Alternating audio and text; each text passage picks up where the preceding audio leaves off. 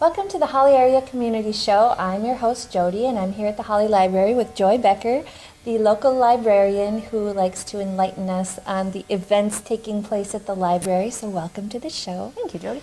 We are here to talk about the fact that it's not summer anymore, and I suppose that's obvious. And for the library, it seems like as the seasons change, so do your events. So what's going on in the fall at the library? Well, I'm pretty excited because our legacy events are coming back, and we've had a lot of great programs this spring with the legacy events, but they kind of taper off in the summer because of our summer reading program events for the kids. But they're coming back in full force on the 14th. There's a gentleman Of September. 14th of September. There's an author from Lake Park who's coming. He's a retired special agent for the U.S. Treasury Department at the Minnesota State Crime Bureau, and he writes crime fiction about a special agent, L.D. Burgesgaard. Wow. Yes. So he's coming on Friday the 14th at 1:30 to do an author visit, tell us about his writing process, and talk a little bit about his character, Doc Martini. Doc Martini, okay. I just love it. I think that's hilarious. Yeah. What time do you hold that? What time? 1:30. 1:30 in the afternoon, okay. Yep. Wow. Yeah. And then Rick Kroom is coming back. Rick Kroom did a series for us a couple years ago about genealogy. He's one of the contributing editors for Family Tree magazine. Fantastic resource for if you're into genealogy stuff. But he's going to be coming to do an evening seminar with us on the 10 best new websites of the last 10 years. Wow. He's a local guy. He's local. He's from Moorhead also. Yeah, and I thought he was from like the Glennon area or whatever. Yep, you're right. You're right. I'm sorry. A little bit closer this way, actually. We have some talented people in the region. And he's so fun to talk to. Is he? He knows so much stuff about genealogy. Wow. Yeah. So he's coming on the 25th of September at 6:30. Okay. And then we've got a family program that should be just a hoot. It's about Curtis and Loretta. I don't know if you've heard them perform. They sing Minnesota songs from like around the pioneer times, like 1858. Things that the farmers would have sung or the settlers would have sung. Really? Do they dress up and everything? A little bit, yeah. Yeah. Really? No, I've never heard of them. Are they from the area too? They're from Minnesota. I can't remember exactly where they're from. One of the songs they sing is "The Farmer is the Man." Have you heard of that song? No. I haven't either, but I'm excited to hear it because I think it sounds so funny. Oh, that's cool. Have they been here before? They haven't been here before at our library, so I'm kind of excited. A lot of those performers that come are so funny, and they're so talented. It's just a fun family event that's free for everyone, and the kids get a kick out of it, the grandparents and the parents get a kick out of it, so it's just a good time. And so that must take place in the evening. That one's in the evening. That's on a Wednesday night, October 3rd at 7. Okay. So hopefully it should be a good evening to have an event like that. Because these legacy events, these folks just kind of go on the tour of the libraries, correct? Right, they do. In fact, if you see one of these brochures around town, do pick one up because they've got a whole bunch of dates in the area. So these folks will come, like Curtis and Loretta, for example, they're going to be touring our libraries for 2 or 3 days, and they've got several different places they'll be performing. So if you can't make it to the Hawley Library, maybe you could pick it up in Detroit Lakes or Barnesville or Ada. Oh, yeah, that's a good idea, yeah. Well, we're going to take a little break, hear more from Joy on what's shaking. And we're back with Joy Becker at the Hawley Library talking about the fall events. So we talked about the legacy program and the folks coming through town, going to other libraries, and how people can catch those fun things. What else do you have going on? We've got our usual book discussion group and things like that are going on. Our September discussion is going to be on a mystery set in North Dakota around the time of the Threshers. Really? Yes, it's called Big Wheat, A Tale of Bindlestiffs and Bloodlust. Whoa! Okay, now is that true? Is it a No, true it's a fiction. It's a mystery. Can we just say it's true because it'd be more interesting? No? Okay, fine. We can't stretch it like that. Okay. Some folks have a hard enough time keeping fiction and nonfiction separated. Kind of like me. We do try to do a variety, though. So in October, we're going to be doing a nonfiction. Oh, you are? I'm more into nonfiction, so what's that? I am too. That one's about the immortal life of Henrietta Lacks. I don't know if you've ever heard of her. No. Her cells were taken from her without her knowledge.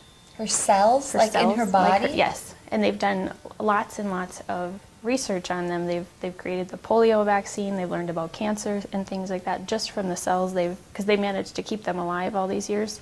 She's been dead for over 60 years, and her cells are still being used for research in the medical field right now. How cool is that? Why did they choose her? I'm not sure why they chose her. Wow. But it's kind of a sad story at the same time because she was never notified of that. Her family was never notified of that. They've never received any reimbursement. She was buried in an unmarked grave. They came from a very poor family. And they just said, I guess Henrietta, that she'll do. Just going to take hers. And Unbelievable. That sounds interesting. Yeah, so it's kind of a very interesting ethical discussion. So I think that's going to be a very good discussion. Wow. Do you usually get a pretty good sized group or a real intimate group? Or It kind of depends on the book.